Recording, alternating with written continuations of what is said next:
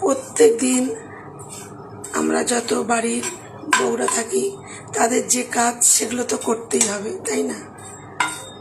তো তেমনি আমারও সব কাজ সকাল থেকে আজকের একদম কমপ্লিট হয়ে গেছে। একটু দেরি করে উঠলে কী হবে বলো তো, সব কাজকর্মগুলোই দেরি হয়ে যায়। ছেলের স্কুল তো এখন বন্ধ, সেই 5 তারিখের পর থেকে খুলবে। তবুও সকাল সকাল উঠে কাজকর্ম সব কমপ্লিট করে নিয়েছি। ছেলে খাবে বললো, খিদে পাচ্ছে, তো স্নান সেরে ওকে ভাবলাম ওর আগে টিফিনটা করে দিই। আজকে ওটস খাবে বললো, তো দই দিয়ে, দইটা শেষ হয়ে গেছে। আর আজকে বাজারও পাঠাইনি, মানে ঘরে সবই আছে, পাঠানোর দরকার নেই। ওই জন্য তাই বললাম সামনে দোকান আছে, ওটসটা আমি তাওয়াতে একটু নেড়ে নিচ্ছি আর তুই দইটা নিয়ে আয়। তাতে কয়েকটা কাজু দিয়ে দিয়েছি।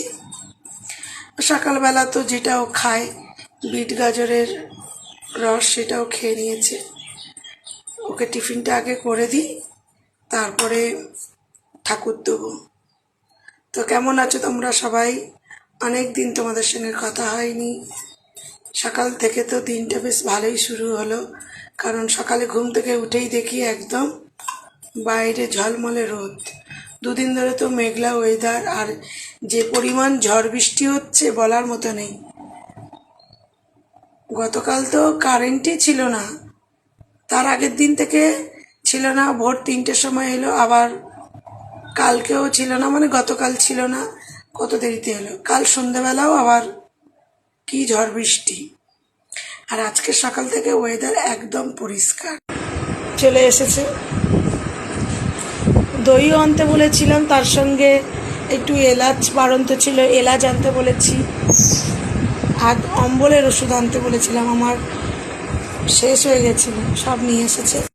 বাইরের ওয়েদারটা দেখেছো, দুদিন খুব সুন্দর ছিল, মানে ঠান্ডা ঠান্ডা, কিন্তু আজকে সকাল থেকে কিন্তু খুব গরম লাগছে।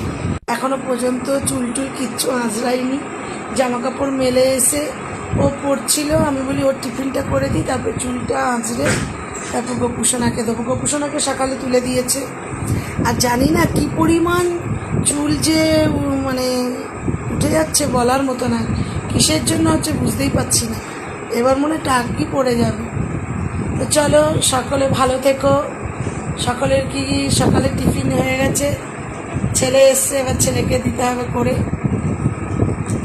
ওকে আগে রেডি করে রাখতে হবে, তাতে যা হয়। তারপরে গোপুসোনা, আবার অনেক সময় গোপুসোনাকে দিয়ে দিই, তারপরে ওকে দিই, ওদের দুজনকে ঠিকঠাক রাখতে হবে। তো চলো সেরে নিই। সবাইকে অনেক অনেক ভালোবাসা দিলাম। সবাই তাড়াতাড়ি করে সকালে টিফিন করে নাও, আবার পরে কথা হবে।